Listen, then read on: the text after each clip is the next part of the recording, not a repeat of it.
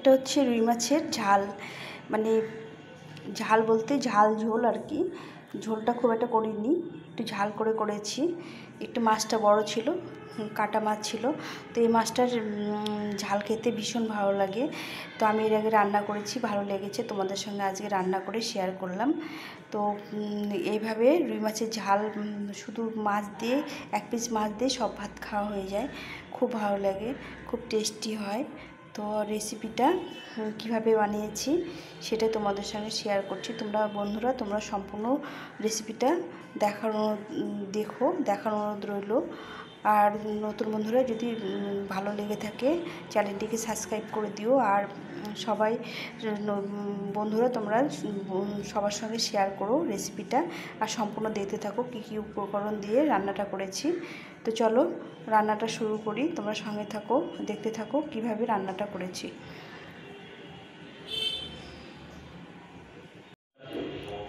Hello বন্ধুরা, তোমরা কেমন আছো? আশা করছি ভালো আছো। আজকে দেখো রুই মাছ নিয়ে এসছে। মাছটা অনেকটা বড়, কয়েক পিস কেটে নিয়ে এসছে। তো এই মাছটা আজকে রান্না করব, একটু অন্যরকম করে রান্না করব। তো কয়েকদিন থেকে পাতলা ঝোল খেলাম, আজকে একটু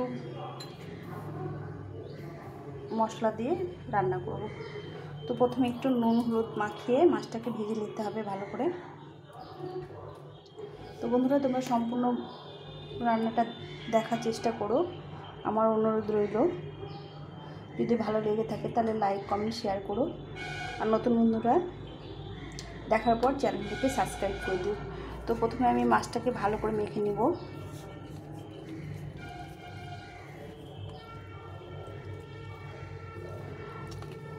খুব গরম পড়েছে, তো কদিন থেকে খুব পাতলা পাতলা ঝোল খাওয়া হচ্ছে, একদম পাতলা মাছের ঝোল, পাতলা ডাল করে খেয়েছি।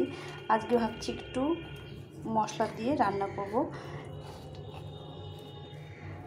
তো তোমরা সঙ্গে থাকো।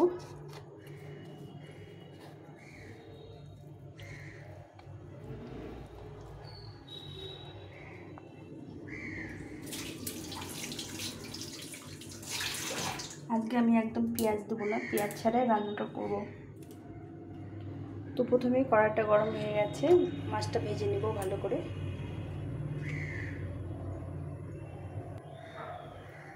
কড়াইটা গরম হয়ে গেছে, আমি পরিমাণ মতো তেল দিয়ে দেব। তেলটা গরম হয়ে গেছে, আমি মাছগুলো একটা একটা করে ভেজে নেব।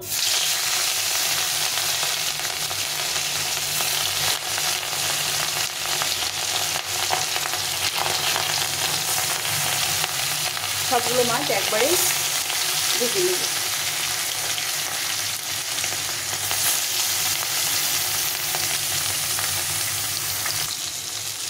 মাছগুলো এক পাশে হয়ে গেছে,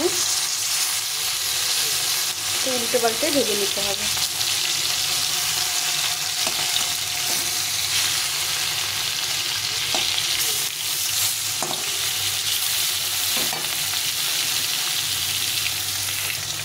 মাছগুলো ভাজা হয়ে গেছে, লাল লাল করে ভেজে নিয়েছি।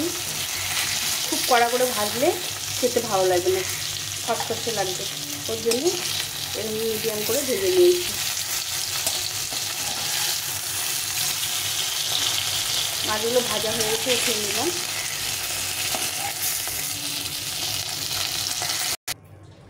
মাছটা ভাজা হয়ে গেছে, এরকম করে ভেজে নিলাম।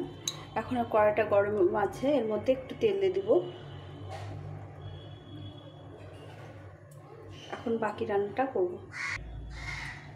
তেলটা গরম হয়ে গেছে, এখানে আমি নিয়েছি শুকনো লঙ্কা, তেজপাতা, 3টে এলাচ ফাটিয়ে নিয়েছি, জিরে আর একটা দারচিনি। এটা ফোড়নে দিয়ে দেব।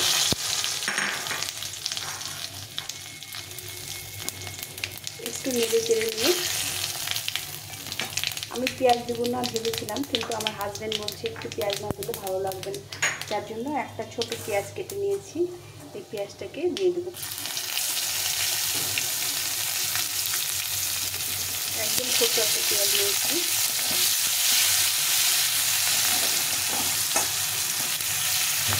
পেঁয়াজটাকে একটু ভাজা ভাজা করে নেব। এদিকে আমি এখানে মশলা করে নিয়েছি, এখানে আদা জিরে লঙ্কা ধনে বেটে নিয়েছি, এর মধ্যে নিয়ে নেব হলুদ গুঁড়ো, স্বাদ মতো লবণ দিয়ে এটা জল দিয়ে গুলে নেব। এভাবে গুলে নিলে মশলাটা পড়ে না আর মশলাটা ভাজাটা ভালো হয়, খেতেও ভালো লাগে। তো এইভাবে আমি মশলাটা গুলে রান্না করি। পেঁয়াজটা ভাজা হয়ে গেছে,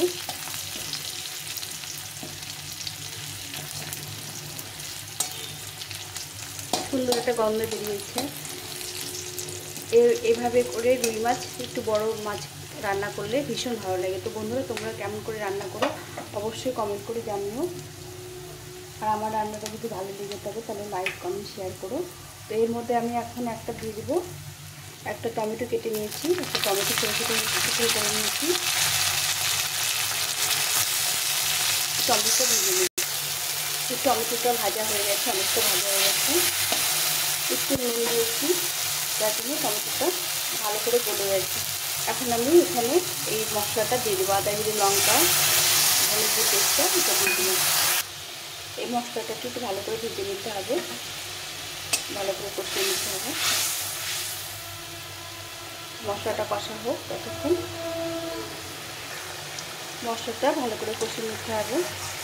তো মশলার মধ্যে জল অ্যাড করলে মশলাটা পড়ে না, সুন্দরভাবে কষানো হয়। দেখো কত সুন্দর কষানো হচ্ছে আর সুন্দরভাবে তেল ছাড়ে। যার জন্য মশলাতে একটু, যে কোনো মশলা, বাটা মশলা বা গুঁড়ো মশলার মধ্যে, গুঁড়ো মশলা হলে একটু গরম জল দিয়ে ভিজিয়ে রেখে রান্না করলে, আর বাটা মশলা যদি জলে গুলে রান্না করা যায় তাহলে মশলাটা ভালো হয়, মানে পড়ে না আর সুন্দর গন্ধ বেরোয় আর কালারটাও সুন্দর আসে। এইভাবে একটু কষিয়ে নিতে হবে। তেল ছেড়ে দিলে অল্প একটু জল দিয়ে মাছটা দিয়ে দেবো, ছেড়ে দেবো।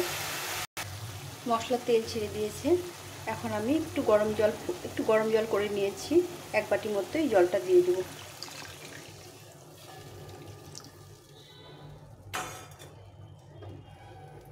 এখন একটু ঝোলটা ফুটে গেলে এর মধ্যে মাছ দিয়ে,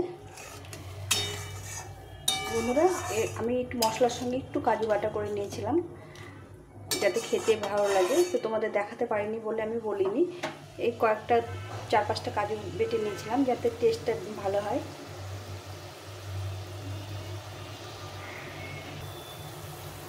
ঝোলটা ফুটে গেছে, এখন আমি মাছগুলো একটা একটা করে দিয়ে দেবো। এইভাবে করে মাছগুলো একটু সিদ্ধ হতে দিতে হবে।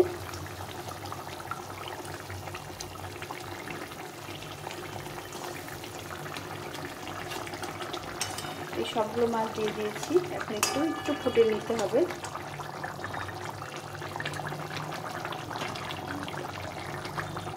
ঝোলটা ফুটে গেছে, এখন আমি এখানে কয়েকটা কাঁচা লঙ্কা দিয়ে দিলাম। কাঁচা লঙ্কা দিলে খেতে ভালো লাগে। আর একটু ফুটে গেলে গরম মশলা দিয়ে নামিয়ে দিব। ঝোলটা হয়ে গেছে, এখন আমি একটু সানরাইসের গরম মশলা গুঁড়ো ছিঁড়ে দিয়ে দিলাম আর তার সঙ্গে একটু ধনেপাতা কুচি দিয়ে নামিয়ে দেব।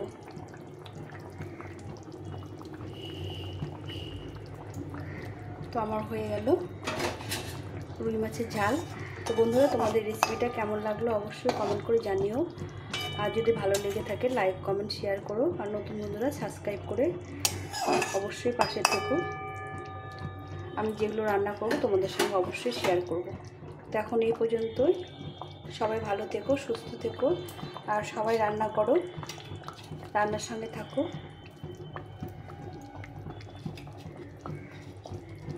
একটু ধনেপাতা বেশি করে দিলে খেতে ভালো লাগে। তো এখন এই পর্যন্ত, সবাই ভালো থেকো, টাটা।